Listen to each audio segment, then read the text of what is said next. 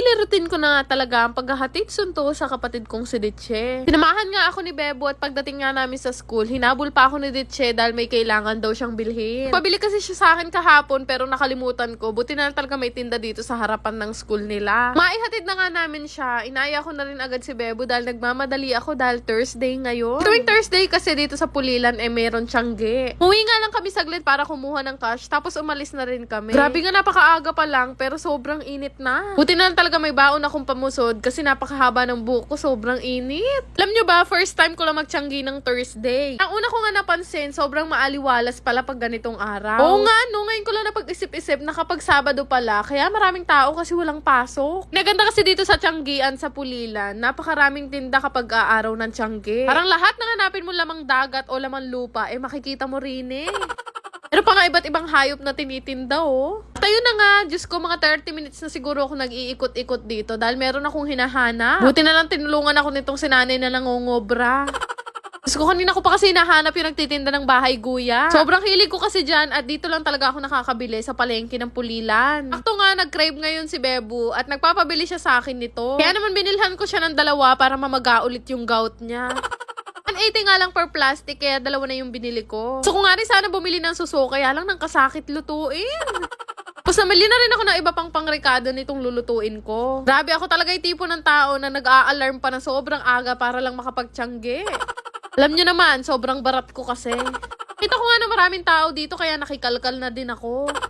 May nabili nga akong bag dito. 90 pesos nga yun, pero nakuha ko lang ng 45. Palabantong si ate, ayaw ibigay ng 40. Pero anyway, umalis na nga ako at pumasok na ako sa loob dahil ito naman talaga yung bibilhin ko. Abay, pagka nasa tiyanggian na kasi ako, nakakalimutan ko na kung ano yung mga bibilhin ko, sa dami ko ba namang nakikita. Gaya nito, bumili ko niyan para gawing pet. Biro lang, umalis na rin naman ako doon at hinahanap ko na ngayon nagtitinda ng mga kakanin dahil nagugutom na ako. Dito pala sila nakapwesto sa bandang unahan. Ano ba tawag sa kakanin na to? Sobrang favorite ko kasi yan, basta maraming brown sa itaas. Saka lang yung binili ko dahil hindi naman kumakain si Bebo ng ganyan. Nandun kasi siyang gustong bilhin at ito pala tinutukoy niya yung mga malalaking cheese stick. Nagdagan ko na nga para may merienda yung mga manggagawa. Siyempre, hindi kumpleto ang aking tiyangge serye kapag hindi ako nagpunta dito sa mga ukay-ukay. Naman sa mga nanghihingi ng link sa mga outfit ko, ayan yung link, 20 pesos. Mas prefer ko na talaga mamili dito sa ukay-ukay. Alam nyo naman, alis ako ng alis. Bawat alis ko 40 pesos lang yung outfit ko. Tapos mamanahin pa ni Ditche. Ang 45 na nun siya sa mga nagsuot. Hindi, nanghihinayang lang talaga ako kung bibili ko palagi ng damit sa online. Pa naman pag naisuot ko na at naipost na sa FB, naku, hindi ko na ulit susuotin. Ako, napakaraming maganda sa ukay, pagalingan lang talaga mamili. Kung matapos na nga ako mamili, inaya ko na nga to si Bebo na umuwi na. Ano ba naman, hindi pa ako tapos mamili, abay nag-aaya na, kaya ayoko to sinasama eh. Hay, talaga nasosora ako sa kanya. Dahil nagugutom na nga ako, naalala ko may binili nga pala akong bibingka kaya kinain ko na. Tapos makauwi nga kami dahil maaga pa nga, dumating na rin naman yung mga trabahador kaya naisipan kong igawa na sila ng kape. Diyos ko kakatimpla ko ng kape, malapit na ako magka-cafe.